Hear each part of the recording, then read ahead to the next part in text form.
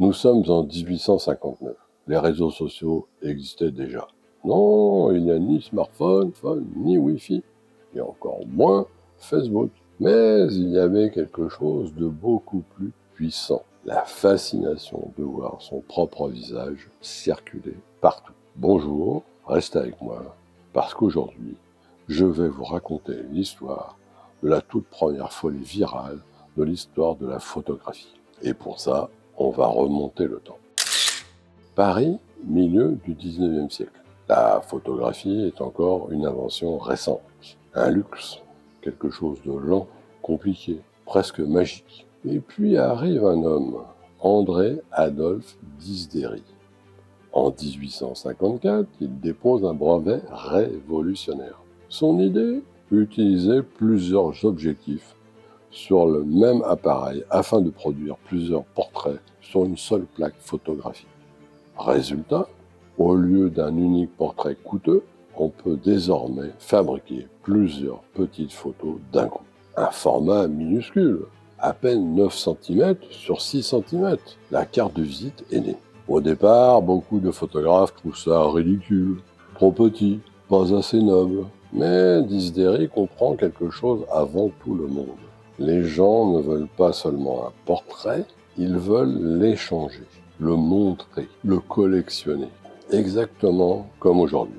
Et puis survient le coup de génie, ou peut-être le plus grand coup marketing de l'histoire de la photo. Disdéry fait courir une rumeur. Napoléon III serait passé dans son studio avant de partir pour la campagne d'Italie, juste avant les batailles de Magenta et de Solferino. Vrai? Faux? On ne saura jamais vraiment. Mais après le retour triomphal de Napoléon III, tout le monde veut son portrait. La machine s'emballe. Dans les salons parisiens, chacun échange désormais sa petite carte photographique. Les familles les collectionnent, les amis les distribuent. C'est la naissance d'une obsession, une véritable cartomanie. Très vite, le phénomène traverse la Manche. En Grande-Bretagne, la reine Victoria elle-même fait réaliser ses portraits par John Jabez Edwin Mayall. Et là, les chiffres deviennent complètement fous. Entre 1861 et 1867, plus de 300 millions de cartes de visite photographiques sont vendues en Angleterre. Oui, 300 millions. Pour comparer, Facebook mettra 5 ans pour atteindre 200 millions d'utilisateurs. Pour l'époque, c'est colossal. Certains photographes deviennent riches, très riches. Des studios tournent jour et nuit. On industrialise la photographie. Les ouvriers fabriquent le papier albuminé, d'autres le sèchent. Puis les images sont imprimées, découpées, collées sur du carton. Une véritable chaîne de production. Le portrait devient un produit de masse. Et avec cette nouvelle mode apparaissent aussi les premiers albums photos modernes. Les familles y rangent les portraits de leurs proches, des soldats partant à la guerre, des célébrités, des inconnus parfois. Même l'impératrice Élisabeth d'Autriche devient collectionneuse compulsive. Elle demande à ses diplomates de lui rapporter des portraits de célébrités du monde entier. Elle en accumule des centaines. Et ce qui est fascinant, c'est que même ceux qui se moquaient du phénomène finissent par y succomber. Le photographe Abraham Bogardus, qui trouvait cette mode absurde, finit par produire des milliers de cartes par jour. Même Nadar tombera dans la folie des cartes de visite. Mais derrière cette mode parfois légère, certaines images racontent des histoires beaucoup plus profondes. En 1862, Camille Sylvie photographie une jeune femme africaine nommée Sarah Forbes Bonetta. Son histoire est incroyable.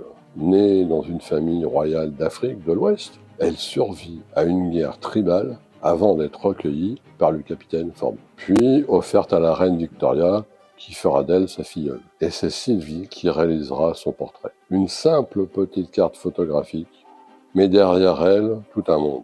Et pour finir, regardez cette machine.